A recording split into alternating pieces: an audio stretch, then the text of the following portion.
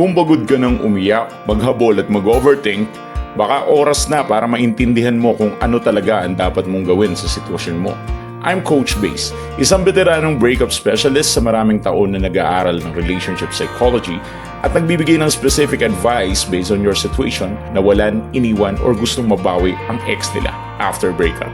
Our private coaching para sa seryosong gustong ayusin ang love life niya, message mo ako sa FB na nasa link na nasa comment section or yung link na nasa description. Well, I wish pwede kong i-share sa inyo yung mismong screenshot ng kliyente ko, no? Pero hindi kasi, data privacy law kasi pag nasa coaching session kita. So, hindi ko pwedeng ilabas yung mga private conversations ko with my client. Pero ito yung isang bagay na sinasabi ng client ko kung paano niya naibalik ang ex niya. Tumigil lang ako sa isang bagay, coach, at nagbago ang ex ko. Ano ba ang bagay na tinigilan niya? So, syempre, naririto tayo ngayon para dahan-dahanin na explain ko sa iyo kung paano ito naging effective sa client ko at baka maaaring fitted ito sa iyo at applicable siya sa iyo. Pero pakatignan mo kasi kung titignan mo to na mabuti, suriin mo na mabuti kasi kung fitted sa iyo to, definitely dapat mo tong gamitin how to get your ex back. So, hindi kami syempre gumagamit ng love spell, walang ganun. At isa rin sa mga strategy ko, hindi ako alam mo yun, hindi ko binibigyan ng go signal ang kliyente ko na magpakabait at magmakaawa sa ex niya.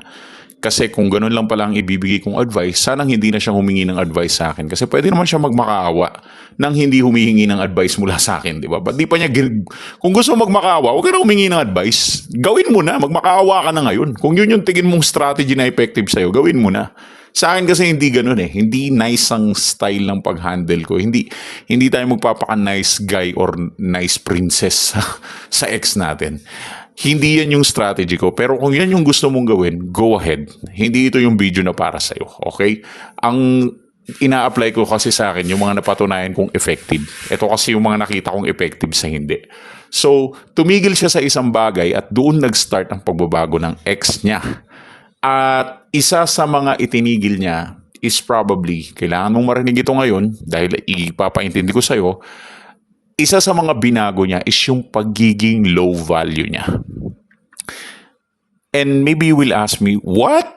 Anong low value pinagsasabi mo, coach? I mean, paano ko titigilan ng sarili ko na maging low value sa kanya? Yun yung dapat mong itanong sa akin. Kasi nung tinigilan ng kliyente ko yung pagiging low value, doon nagbago yung ex niya at doon naghabol ang ex niya. Kasi hindi mababaliktad ang sitwasyon kapag nakikita ka pa rin ng ex mo as a low value, murang halaga, mababa ang presyo. Kumbaga, kailangan mo rin tumigil sa paghabol. Kumbaga, isa sa mga tinigil niya is yung pangungulit, pagpapaliwanag, paghihingi ng pansin, paghahabol sa taong ayaw namang humabol pabalik. Yung unang bumago sa buong sitwasyon is yung tinatawag nating algorithm or yung rhythm or yung tempo na paghahabol or yung too much energy na wala namang nagagawa or hindi naman na ibabalik yung ex gamit lang yung ganung energy, di ba? So kapag kasi hinahabol mo siya, hindi ka hahanapin yan. Kaya kapag ikaw ang unang nagme-message, ikaw ang unang sumusuyo, ikaw ang nagpapaka-nice guy or nice girl, ikaw yung unang umaayos, hindi na niya kailangan gumawa ng effort. Siyempre, kampante siya. Kasi nga low value ka. Kaya kailangan mong tigilan ng pagiging low value mo. So maybe you will ask me a question, Coach, paano ko ba titigilan ng pagiging low value ko? Kasi baka hindi mo napapansin, kapatid, baka hindi mo lang napaghahalataan, pero sobrang baba na pala ng value mo without you knowing it. Kumbaga, hindi ka conscious, hindi ka aware na ang baba mo na pala sa paningin ng ex mo. Ngayon, ano ba ang nagpapababa sa'yo at ano ba ang dapat mong tigilan? Natural, paghabol, pangungulit, and everything like that. Pero paano mo ba talaga matitigilan ng tuluyan yung pagiging mababa yung value? Siyempre, magbibigay ako ng 4 na ways para sa'yo para matigilan mo yung pagiging low value mo. Unang dapat mong gawin is siyempre mag-focus ka sa sarili mo. Obviously. Kasi kung hindi mo gagawin yung basic na yan, walang mangyayari sa ating dalawa dito. Kahit mag-usap tayo ng 3 years, hindi natin mababalik yung ex mo kung hindi ka magbabago ng tingin sa sarili mo at hindi ka magpo-focus sa sarili mo. Pangalawa, ano ba ang kailangan mong baguhin? Aside from that, isa rin sa kailangan mong tigilan is actually yung pag-i-stalk sa kanya at masyadong overthinking about him or her. Kailangan mong tigilan yung pag-i-stalk kasi parang addiction yan. Every time na ini-stalk mo siya, parang pagyoyosi yan, no? Nagpapaalala sa'yo. So, tigilan mo ang pag-i-stalk, tigilan mo ang paggawa ng kung ano-ano, tigilan mo ang pagpa-fantasy sa isip mo or imagination ng kayo ulit ng ex mo or minahal mo siya or something like that. Kumbaga, tigilan mo yung overall imagination at pag-i-stalk mo sa kanya.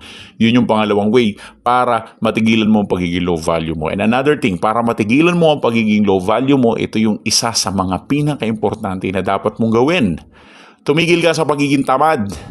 Mag-exercise ka, mag-aral ka, mag-spend ka ng time sa sarili mo, focus ka sa career mo. Although, nandun na tayo sa una na mag-focus ka sa sarili mo, pero tigilan mo rin yung pagiging tamad mo. Kasi kung tamad kang lumabas, tamad kang gumala, tamad kang maghanap ng ibang paglilibangan, tamad kang mag-exercise, tamad kang, alam mo yun, lahat na lang ang dami mong excuse.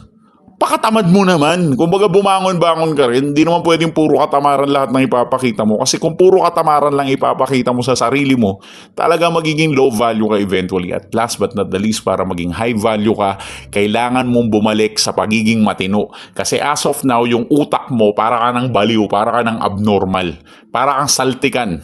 Habol ka ng habol sa ex. Wala ka ng ibang inisip, umikot na yung mundo sa ex mo.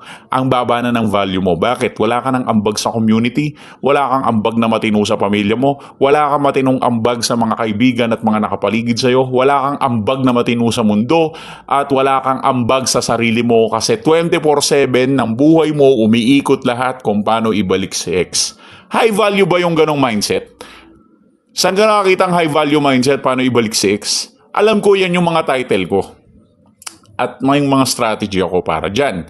Pero kung yan yung magiging mindset mo sa loob ng 24 hours, ako na magsasabi sa'yo, kahit i-apply mo yung 5 milyong strategy na nabuo ko, walang mangyayari sa buhay mo. At the end of the day, low value pa rin ang ikaaabot mo, no? Yun lang ang ibig ko sabihin. Kailangan nyo ng realization na hindi ka binago ng ex mo, binago mo yung sarili mong galaw, at nagbago yung energy na dala mo, nagbago rin yung paraan ng pagtingin niya sa'yo. So I wish I can share it to you. But here's the thing. Nung binago ng kliyente ko ang mga bagay na to, nagbago din yung tingin ng ex niya sa kanya. Maybe it takes a little bit of time, pero at least effective. Wala namang instant result dito eh. Lahat naman kailangan ng dahan-dahan at kailangan ng panahon. Kailangan mo lang yakapin yung panahon na yun dahil ang resulta is mapapasayo din basta tumigil ka sa pagiging low value mo. Okay? If you want a very strategic, syempre kung high value, kung tinigil mo ang pagiging low value mo at gusto mo pa ng strategic advice para ma-sure natin na talagang hindi na makakawala ang ex mo sa mga strategies mo, pwede mo akong bigyan ng message dyan sa page ko. Nasa comment section lang yung link and for one-on-one coaching sa aming FB account. Thanks for watching.